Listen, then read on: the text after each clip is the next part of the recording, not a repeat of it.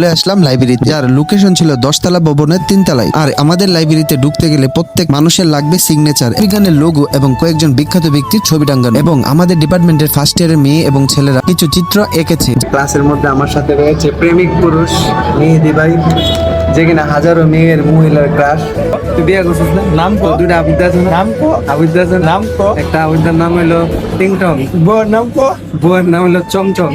আজকে আমার লাইফের চাইতেও দিনের অবস্থা খুব খারাপ ছিল। আজকে যাব কলেজে, তাই দনাশি থেকে বাসে উঠে গেলাম। আর বাসে ওঠার পরেই শুরু হলো যুদ্ধ, যা ছিল বাসের মধ্যে নিজেকে দাঁড়া করিয়ে রাখা। আর সেই যুদ্ধে কিছুটা জয়ী হয়ে এক গাদা মানুষের সাথে দাঁড়িয়ে গেলাম। তো যাই হোক, দনাশি থেকে ব্রাউনবাড়িয়া বাস ভাড়া 35 টাকা। আর যেহেতু আমি স্টুডেন্ট, তাই দিয়েছে হাফ ভাড়া 20 টাকা। বাস থেকে নেমে চলে আসলাম উটুতে। আর কাউতুলি থেকে কলেজ গেটের ভাড়া হলো 10 টাকা। কিলোমিটার অনুযায়ী ভাড়ার দাম ছিল অনেক। অবশেষে ব্রাউনবাড়িয়া সরকারি কলেজ দক্ষিণ ক্যাম্পাসে চলে আসলাম। আর দীর্ঘ 3 মাস পরে কলেজে এসে নিজেকে অনেক আনন্দিত মনে হচ্ছে। যেহেতু আমার ক্লাস 10তলা ভবনে, তাই লিফটের জন্য ওয়েট করলাম। আর পলিটিক্যাল সায়েন্সের ডিপার্টমেন্টে যাওয়ার জন্য লিফটের 3-এ ক্লিক করতে হবে। আমাদের ডিপার্টমেন্টের ভিতরে এসেই দেখি যে রাষ্ট্রবিজ্ঞানের লোগো এবং কয়েকজন বিখ্যাত ব্যক্তির ছবি টাঙ্গানো। এবং আমাদের ডিপার্টমেন্টের ফার্স্ট ইয়ারের মেয়ে এবং ছেলেরা কিছু চিত্র এঁকেছে, যা ছিল খুবই সুন্দর এবং মনোমুগ্ধকর। শিক্ষা প্রতিষ্ঠান হয়ে যেতেছে এখন মেয়েরা লেখে, আমরা ছেলেরা প্রাইমারি স্কুল পর্যন্ত ঠিক আছে, এরপরে তোর মিটিকে যাইতে অনেকে জোড়া জায়গা, এরপরে ইন্টারে যাওয়ার পরে বিদেশ এটা বংশঙ্গে জোড়া জায়গা। এখন প্রত্যেকটা ক্লাসের মধ্যে মেয়েরা সংখ্যা বেশি। দেখতে দেখতে এই কলেজ থেকে ইন্টারও শেষ করলাম, অনার্সও প্রায় first year, second year, third year শেষ, 4 ইয়ারে আনে, লাস্ট ইয়ারে আসি।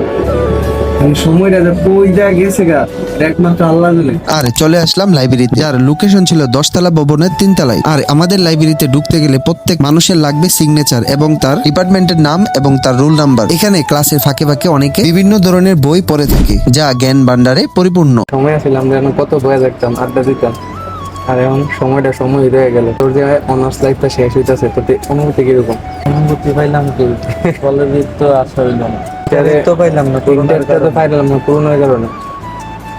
তারপর অনার্স ফার্স্ট ইয়ারে আমার খুব ভালো লাগছিল কয়েকটা কারণে। এরপরে সেকেন্ড ইয়ারে ওঠার পরে নিজের অনেক বড় হয়েছে গেল, ফ্যামিলির চাপ, প্রেশার লাইফে আইসে, তারপরে সব ধ্বংস করে দিয়ে গেছে।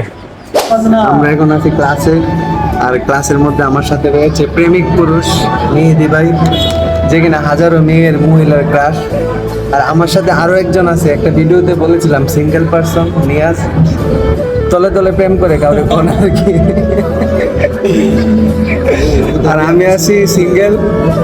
সত্যি করে তো প্রেমিক আছে আমি কিন্তু জানি কোনো কারণে। তুই জানার নাম কো? তুই বিয়ে করছিস না? নাম কো? দুইটা আবিদ্যা আছে না? নাম কো? আবিদ্যা আছে নাম কো? একটা আবিদ্যার নাম হলো টিংটং, বউয়ের নাম কো? বউয়ের নাম হলো চমচম।